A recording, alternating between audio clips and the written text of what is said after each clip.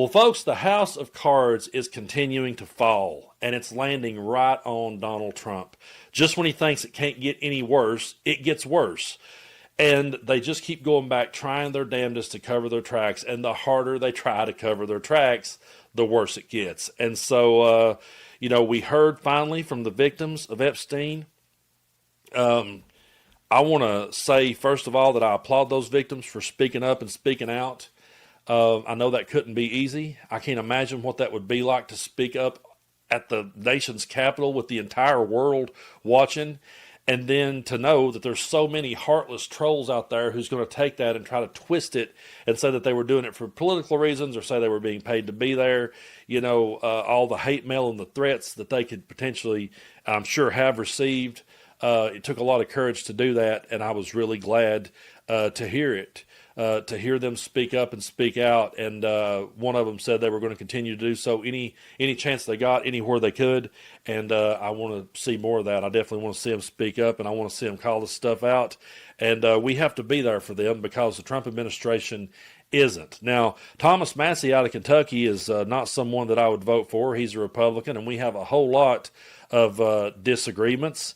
But Thomas Massie is just bringing it, and I appreciate that, regardless of, because to me, again, it's not about political lines. This isn't about Democrat versus Republican. To me, folks, this is about right and wrong. It's about the victims, and whether or not I would vote for Thomas Massie if I lived in Kentucky is absolutely irrelevant. If he's going to stand up and call this stuff out, I will applaud that. And also, he started naming names. And he named a pretty big billionaire donor, and he didn't hold back. So, yeah, the house of cards is falling. Let's take a look at this first clip. Give you the name of one of the billionaires who's running $2 million of ads in my district since I started this effort. His name is John Paulson. He's a hedge fund manager and a major donor to the Republican Party, a major donor to the Speaker of the House, a major donor to the president's campaign, and he's in Epstein's black book. Now, that's public, but that's indicative of the types of people who may be implicated or just embarrassed by a complete release of these files. Now, I do want to point out that just because he is name dropped in the black book does not necessarily mean he's guilty of any wrongdoing. We always have to preface and say that first. But for those of you that don't know, John Paulson is a billionaire. He founded Paulson and Company back in 1994. He is a major donor of Donald Trump. He's also a major donor of House Speaker Mike Johnson.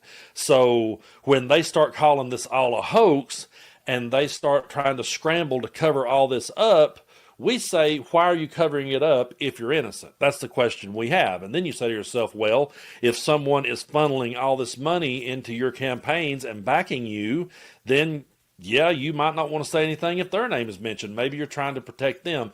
But it always circles back to me that if all these people are innocent, then the truth will be on your side. And so you can speak up and speak out, but they won't do that. And here is Mike Johnson talking about how he's trying to explain away what Donald Trump means when he calls it a hoax, and he actually fails miserably. I can't wait to play this clip for you and then just debunk it all to hell. Take a look. They're doing it for political purposes.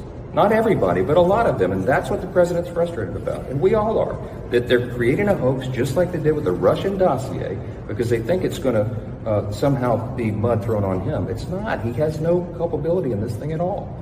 The president has clean hands. He wants all the records out. He has told me that himself. Should he meet with the victims? Should he meet with the victims? I suspect he probably will. Yeah, he has great compassion for them. The president has a very compassionate heart. He hates the fact that these women suffered those harms. He hates what Epstein is accused of and who he was.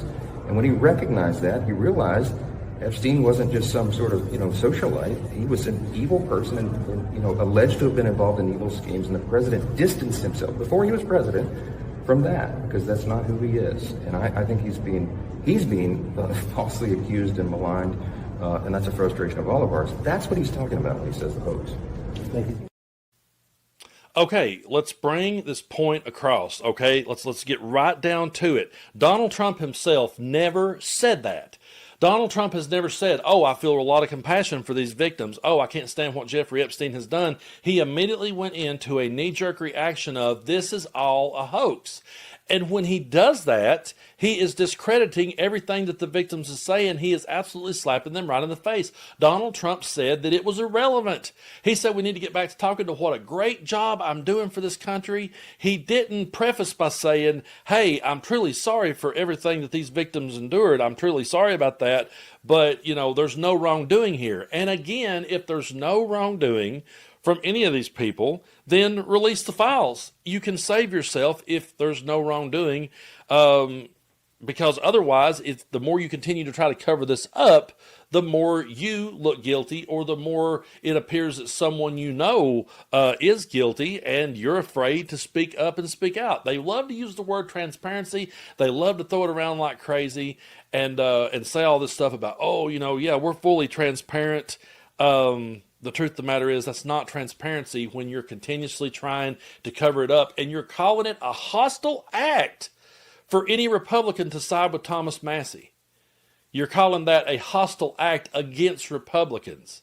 If you're innocent, if it's all a hoax like you say it is, you have the proof. All you got to do is put it out there, but they won't. And to me, that speaks bigger volumes than anything else. And so another part of the story that I want to cover as the house of cards continues to fall is the video that is surfacing of a guy named Joseph Schnitt, who works for the DOJ. And this story broke over on X. I'm going to play you some of the clips from it, and then I'm going to read you, I'm going to get it pulled up here, I'm going to read you the dude's full statement. They're now trying, again, to cover this up, because every time that they try to cover this up, they just make it worse. And so in this first clip here is Schnitt telling what he does, and little backstory here. So he thinks that he has met somebody on a dating app. He doesn't realize that he's being recorded, so he's caught here on a hot mic. And a lot of people are trying to discredit this and write it off that, well, he's just trying to brag in front of some girl he's hooking up with. But you can be the judge of that yourself. Here he is first telling who that he is. What do you do for work again? I work for the Department of Justice. Okay. Been there like 23 years. I'm an analyst.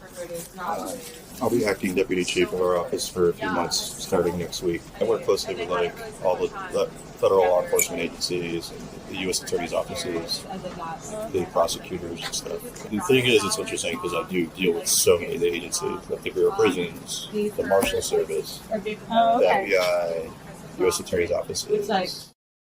So there he is telling who he is and what he's about. Now, this story first broke on the O'Keefe Media Group, which is a far-right media organization, and a lot of people right out of the gate were like, well, we don't know if there's really any credibility here.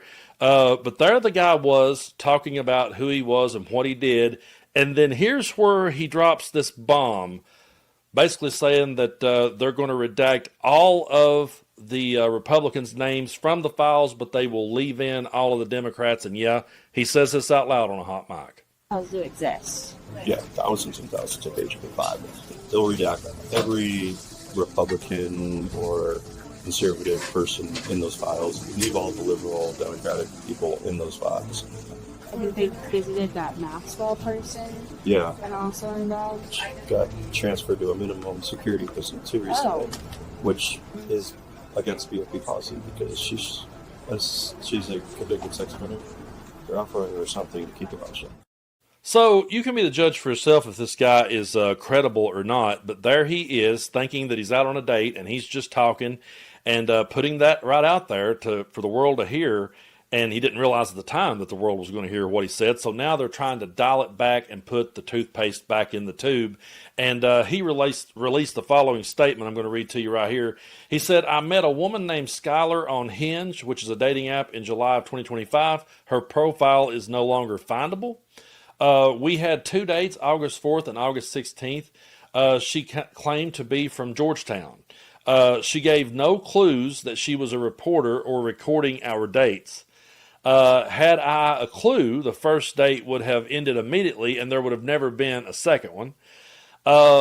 My profile indicated that I did government work, he put that in parentheses, but did not specify for which agency. I never discussed what I do at the DOJ. The comments I made were my own personal comments on what I've learned on social media, and from anything and not from anything that I'd done or learned at work. I have no knowledge of the circumstances surrounding Miss Maxwell other than what is reported in the news. I also never divulged in anything about what I do at work. I recall that she asked if I had any knowledge of Maxwell, and I specifically said that I only know what's being reported in the media. But we heard him sit right there and say that they were doing that to shut her up, and we heard him say that they were going to redact Democrats' or redact Republicans' names and leave in the Democrats. It's pretty damn blatant, folks. I mean, it's right out in the open in front of everyone's face. Just going to catch you something over here on Axios real quick. So, yeah, right here, the Department of Justice directed Axios to a statement on X where it denounced the comments made in O'Keefe's video. The comments in this video have absolutely zero bearing with reality and reflect a total lack of knowledge of the DOJ's review process, the Department of Public Affairs said. The DOJ told Axios that the statement refers to all the comments in the video, but would not confirm whether they were referring to O'Keefe or Schnitt's words. Oh, so where do we go from here, folks? Where do we honestly go? I have never in my lifetime seen something that just absolutely continues to snowball like nothing else we've seen before. And we have seen so many political careers end for so much less. And yet this just continues to go on and on and on. And how is it that Donald Trump is still in power?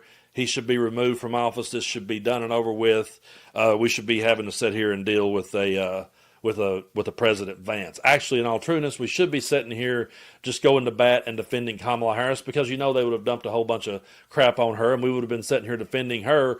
But we wouldn't have to be defending ourselves on the streets from the military. We wouldn't have to be defending ourselves from a president who is absolutely shredding the Constitution right in front of our face.